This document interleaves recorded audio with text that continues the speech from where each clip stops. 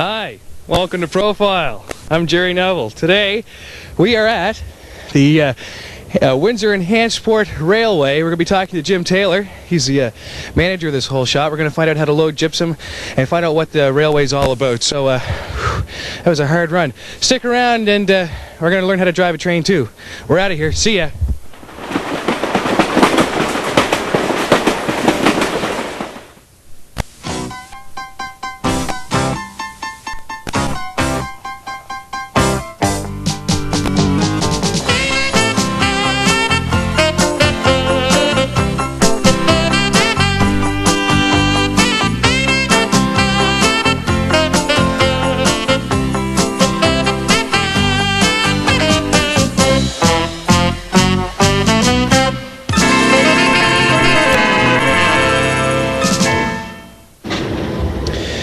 We're back to the show, and with me today is Jim Taylor. Jim, what do you do here at the railway? Well, I'm the general manager with the Windsor and Hantsport, and I pretty well look after the whole operation of this railway.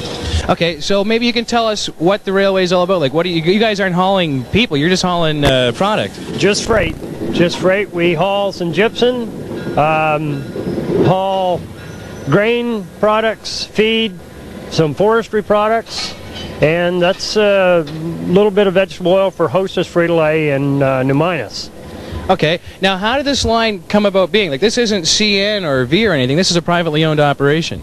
This line used to belong to CP Rail up until August 29th last year, and Iron Road, a company out of Washington, D.C., purchased it. And this was their first acquisition. They purchased 3 other lines since. One in Iowa called the Iowa Northern, that they closed on that in November, and then former CP line in March, along with the Bangor and Aroostook in Maine. Okay, so maybe you can tell us what goes on here. Where are we at right now? It's a Hantsport. Is that what you meant? No, what a rail yard sort of deal. Where are we at here now? Where what happens here? Well, this is where we operate everything out of here. Also, Fundy Gypsum unloads their gypsum. We bring it in from the mines. As you can see in the background here, you have some gypsum cars already loaded, and they unload at their dump house across the way, and comes in. We bring it in 25-car train sets, and they unload, and it's stored in their shed over here, and a boat comes in to take it away. Okay, so is that all that comes here is the gypsum, or the grain and the timber comes here as well? Timber, most of the logs are loaded in Windsor. There is a little bit of logs loaded here. The grain just goes through. Most of the grain moves go to New Minas. Okay, now the line, is it only go, so I mean we're going to Port Williams to get the grain, so the line goes further than Hantsport to Windsor? That's right, it goes to New Minas. The end of the track is mile 52.9. And the beginning of the track, which is at Windsor Junction, that's mileage 0. Okay, so you don't go any further than Windsor, like you don't go into Halifax or anything like that? No, Windsor Junction, Lower Sackville, that's where the line starts. Okay, we're going to learn how to drive a train here today, and one's coming up the track here now. Maybe you can tell us a bit about the engines that we're using. Those are an Elco 1,000 horsepower locomotive. They're old, but they serve the purpose. I guess they've been pretty good to us since we started. Okay. Now the cars. You can maybe tell us a little bit about the cars. There's different kinds of cars here in the back here. This car here is one that the gypsum's hauled in. You can see the doors, how the doors works on air, and those doors drop down. The gypsum falls out into the hopper onto a conveyor belt and is stored in the shed. This here's a grain hopper here, what they call a J car, a covered hopper. That would be the brown one? The white one right in front of us is the gray one. Yeah. These 2 back in here just storage cars, old box cars. So that, like the kind you see in a movie where the bum's sitting in the back, those are those ones? That's right, yeah. Okay, well how about this? I'm going to go, you're not going to show me, we're going to get someone else to show me how to drive a train. Yeah, that's right. Okay, who's going to show me, do you know? We'll get this guy coming up here, Mr. Bill Fisher. Okay, so let's go see Bill, and I'm going to learn how to drive a train. Thanks, Jim. I really appreciate it. Thanks. All right, we are in the actual locomotive here, and we've got Bill Fisher, one of the engineers here on the line. Bill, you are an engineer, right? Yes. Okay. Yes. So you actually drive the train? Sometimes, yes. Yep. What happens the other times? Goes by itself? When I'm not driving, I'm over there as a conductor. Oh, okay. All right. Well, maybe you can tell us a bit about this. This here's my favorite part. Can I do that right now? Yes, that is the whistle. Okay, here we go. You ready for this? All right, so that was my favorite part right off the top. And another thing you use for public crossing when you're going over it is a bell. You might be able to...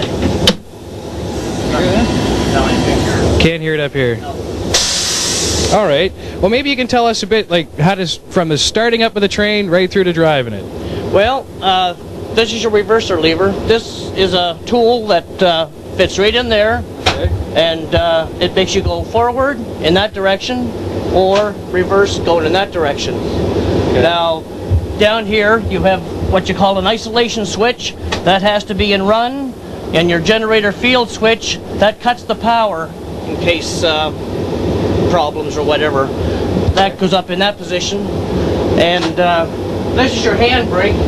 Oh, way over here. Okay. You have to snap that off before we're going to make any movement. Okay. This is your throttle.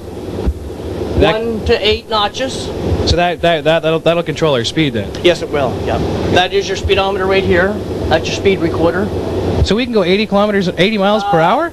Yeah, that unit would be probably 80 miles per hour, but we only have 30 mile an hour track here. 30 mile an hour is as fast as we go. Okay, and even when you're not hauling any cars, you still only do 30? Yes. Yeah. Okay, so that is your top speed? That is the top speed for this track, yes. How slow would you have to make the train go? Like, I mean, when you're pulling, I would think like 20 or 30. You start out very gently to get the slack between the cars stretched, and then you keep on going. Then you increase your speed as you go.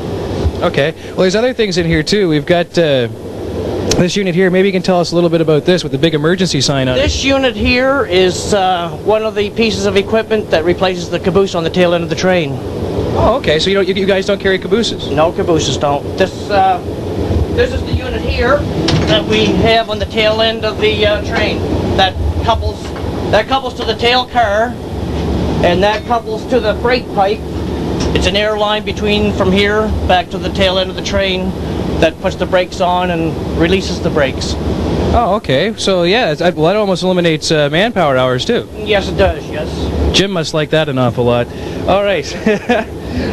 Okay, and...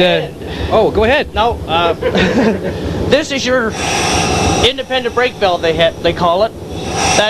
That is strictly for your brakes on the locomotive. Okay. When you release that, this little gauge right here, the red hand here. Okay, yeah. See it? When it goes down like that, your brakes are fully released on the locomotive. So we could drive right now? Yes, you could, yep. You just put it in the first notch, put your bell on, just in case there's anybody around the front, and you... Oh! Okay. Well, here we go. We're going to stop now, Brian. Hold on. Right. Okay. Now, you need communication. You got to talk to somebody along the line. So we have, it looks like it's like a phone. A radio, yes. Yep. Okay, so who would you be talking to? You're not calling Mom on this. You'll be, communication between the driver and the conductor on the ground if he's switching cars on the ground, stuff like that. Okay. And if we have to get train orders en route, then we go to Channel 2 and talk to the rail traffic controller that's right here in the station. Okay. Now we basically have an idea of how to drive the train. What happens before you get in the train? Like, you must do a safety check on the train before you get in. You go through the locomotive. We in the mornings on the gypsum train, myself and whenever I'm not driving, I'm usually in the shop. We check the water levels, oil levels, and anything else that we have to check. And then when the train crew comes on at 6:30 in the morning, usually that's when they're ordered for, they do a locomotive brake test. Make sure that the brakes are applied and release and that sort of thing. Okay. Now, you just didn't come in one day and say, hey, Jim, I want to be a conductor. How'd you come about being a conductor? Well, 73, I joined CN. And I went to Gimli, Manitoba, and it was a 2-month driving course, or 2-month theory, and then I came back to Halifax and did 6 months on the job training. And how'd you end up here working for the Windsor and Hantsport? I left CN 7 years ago, and I was very fortunate to be able to hire on here. Okay. Now, is there anything else we're going to need to know before I take this train for a ride here, or you're going to, or can you do that? If you had a train on, this is called an automatic brake valve, and that puts the brakes on the cars that you're hauling. So each car has its own brakes in? Yes, it does. Yes. Okay. Yep.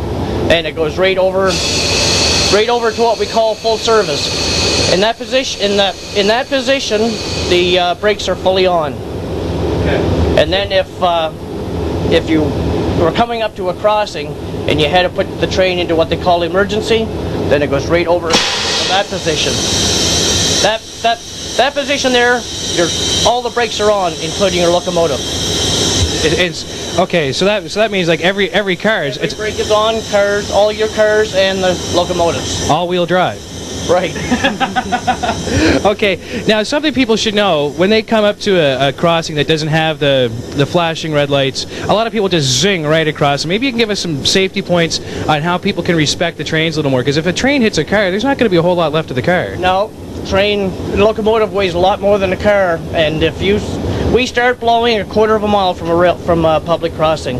The bell goes on, and as soon as we hit that whistle post, a quarter of a mile from that public crossing, we start blowing that whistle. Too long, a short, and a long. And the public should respect it. Okay. Now, a lot of people, they'll come up to a crossing and they'll see the flashing red lights going, and they'll look down and say, the train's a ways away. They shouldn't be crossing as soon as those red lights flash, should they? No. When you see a train coming, it looks like it's going a lot slower than what it is. But needless to say, they should respect them lights. Okay, now something that would probably wouldn't be a problem in Toronto or anything, but might be here in the valley, is a cow. Is coming across the tracks, or animals coming across the tracks when you go through farmers' fields. What sort of precautions would happen then if, say, a cow wandered out on the tracks? Well, it all depends on what your speed is and how far you're away from the cows. Like, we haul from New Minas to Windsor Junction, we haul anywhere from 1 car to 25 cars, and it all depends. Sometimes you can get stopped for them, sometimes you can't. Okay. Well, what's that? T-bones. T-bones, yeah. Okay, maybe we can go outside and you can show us a bit of the actual running of the locomotive downstairs, or I shouldn't say downstairs, but outside the wheels and that sort of thing. Sure. Okay, let's just go head out here now. Okay. We should put the brakes on.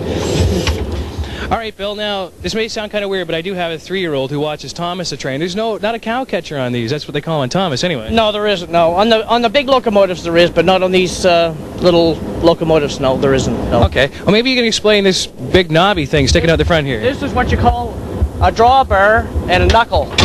That couples the cars together. Okay, so that's how they hook up. Okay, now what about this hose? This is what is your brake pipe. This is for your air hose. This is the air hose that puts the air through the train for application and release of the brakes. Okay. All right. Now, this, like any kind of car, this would be your radiator up front then? Yes, it is, yep. Okay. Those are your shutters, and the fan is right in behind it. That keeps the locomotive cool. Okay, now something that I was talking to Jim inside the train. You guys have a train pointing each way. I just thought it was for convenience sakes, but apparently you don't want to drive the train in reverse all the way from Windsor Junction to... The thing is, the reason that we point them this way, I mean, these are old locomotives, and if the fan is pointing this way, the cool air is going right through the shutters, and it enables it to keep it cool. Okay, let's continue to walk down the train here. They got the wheels, and I would assume big struts into the wheels. Yes, heavy springs. If you want to continue down, I'll show you a little bit more about the brakes. Okay. This is the fuel tank right here. This particular locomotive holds 1,000 gallons of fuel. Okay, so how far would that take you? If that was just... I couldn't tell you. So, like, it wouldn't take us all the way to Montreal, though? No, they fuel up approximately every 3 days here. Okay. So, yeah, okay, that'd be good enough then. There's lots of fuel, and yeah, you're not going to make a cross-cut. Oh, yeah, well, that's what I was going to ask. The fuel mileage, what would you get per mile? That'd be a good question. I really wouldn't know. I used to have a little book with all the charts on it, but I haven't got that anymore. Okay, let's take a look at the brakes here then. To change brake shoes, here's your brake shoes, right here. In order to change them, we cut out a little valve and the brakes release, and the shoes come away from there, and there's a little pin in here that we lift up, and we slide the shoe out and put a new one in, and then we cut our brakes back in, and that's all there is to it as far as brakes. Okay. I mean, obviously pretty powerful. We're talking 1,000 horsepower. 1,000 horsepower, yes. Yep. So you're gonna have to have pretty big brakes. How far is your stopping distance? If you're doing 30 miles an hour, how far would you need to stop with a full train load? It all depends on your load, but if you're going 30 miles an hour with, we'll say, 100 cars, you'd go about the length of herself if she was 100 cars. But the less cars, obviously, the shorter. If you were driving these 4 units, if there was 4 units here, and I put the brake rate on and I was doing 30 miles an hour, you'd go 6 or 7 lengths of herself. That really isn't all that far, seeing it's such a big machine. No, that's right. That's right. All right. Yeah. This is obviously the engine up here, right up there. Maybe you can maybe tell us a little bit about. It looks like doors on the side here. Well, it's a big 6-cylinder engine. Your generator is here. The diesel engine runs a generator, which produces electricity for traction motors. There's your traction motors right in there. Yeah. All right. And so, do you ever speed though? No, never, never. Okay, we're gonna go over to Fundy Gypsum now and see how they load the gypsum up and all that good stuff. Thanks a lot, Bill. I appreciate everything. You're very welcome. Thank you. Okay.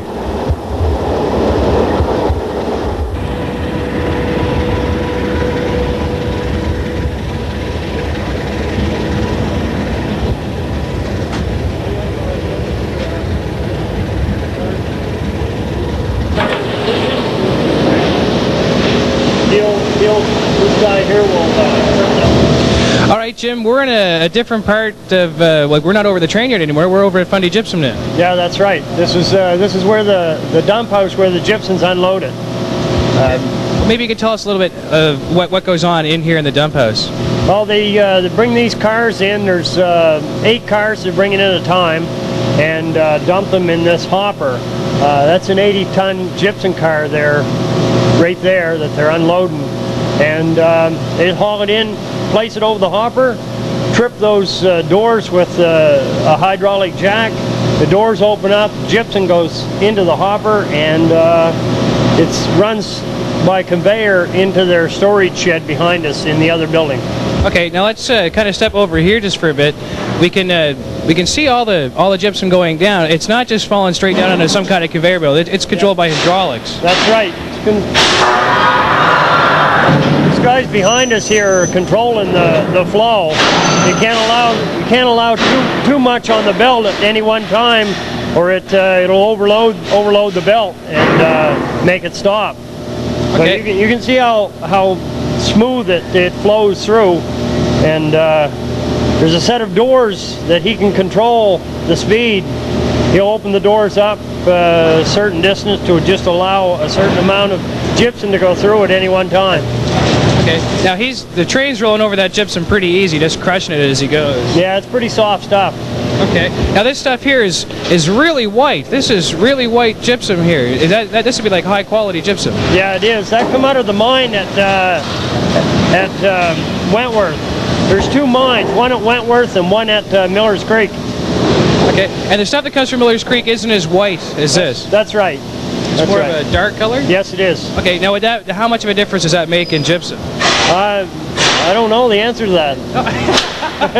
I don't have any idea. Okay. Well, let's go follow the conveyor belt and go outside and see where this stuff is going. All right? Okay. Okay.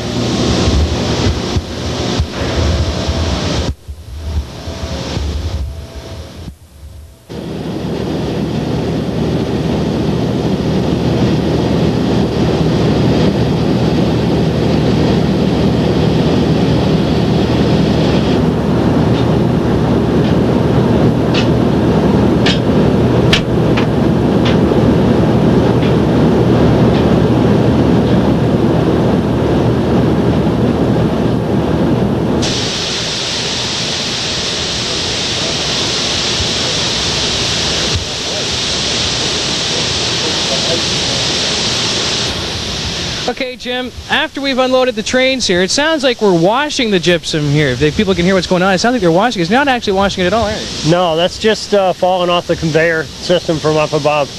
Okay, now it's just piles and piles of gypsum in there. There's some of that darker stuff that it looks dark anyway, but that's just from the light. That's right. That's right. It's all really white. Now, how long would this stuff sit in the storage shed here?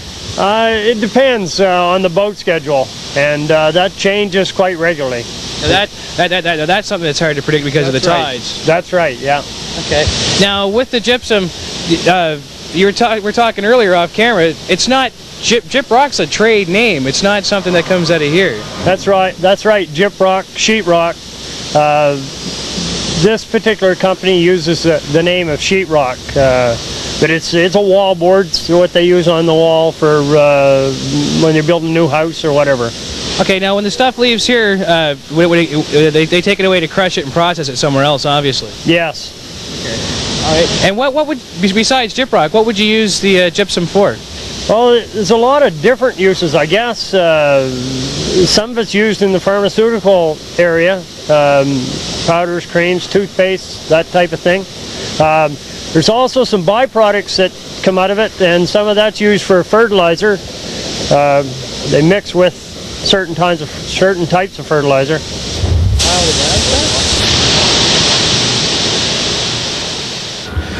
Okay, we're back here at the train yard now. Maybe we could talk a little bit about train safety and safety around the rails and that sort of thing. A lot of people are, they don't even think twice about train safety when they come across rails. Maybe you can explain some safety measures to us. Well, that's true. People don't realize how dangerous it really is, especially kids. And you find kids hanging around all the time, and it is a very real danger. When you're crossing, we're not the only ones that are operating here. As you can hear in the background, that's Fundy Gypsum. They operate train sets here also, and not all the movements are the Windsor and Hantsport. So, you can't always tell what's going on. And kids, they get crossing and step out in front of a train, and then what's going to happen to them? It's not very good. All right. Now, maybe when I was in school, we had a lot of these. What I'm standing on here now, with the wood here and the rails. They always told us not to stick our feet inside of them, so our feet wouldn't get stuck. That's a major problem? Yes, it is. It could be. You should never. We tried to eliminate that. You can see this one here is filled up a little bit, and usually we'll put a piece of 4x4 between the rail and the outside of the plank so your foot doesn't go down in between.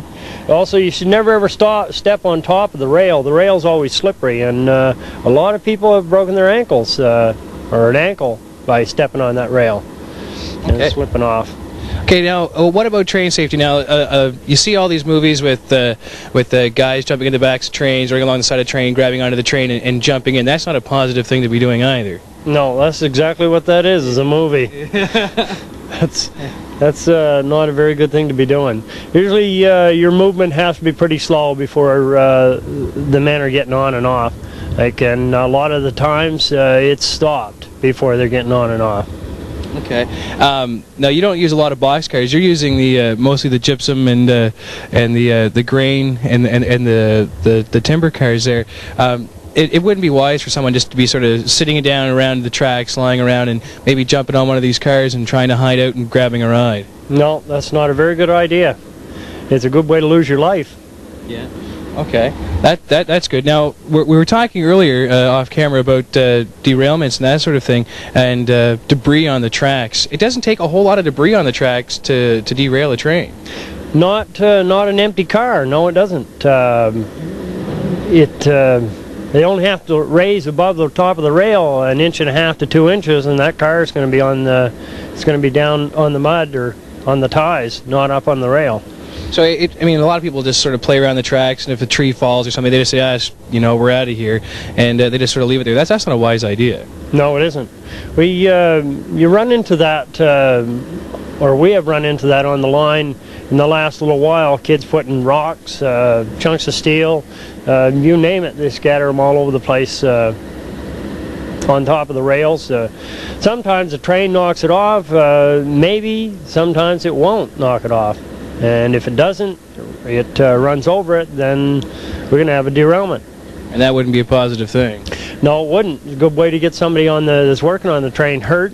A lot of damage to the equipment itself and the track. And we're talking some major dollars when you put one of them things off the track. Jim, we'll talk a little bit about the actual rails now. You're just not laying steel down on the ground and hoping the train's going to run onto it. No, that's right.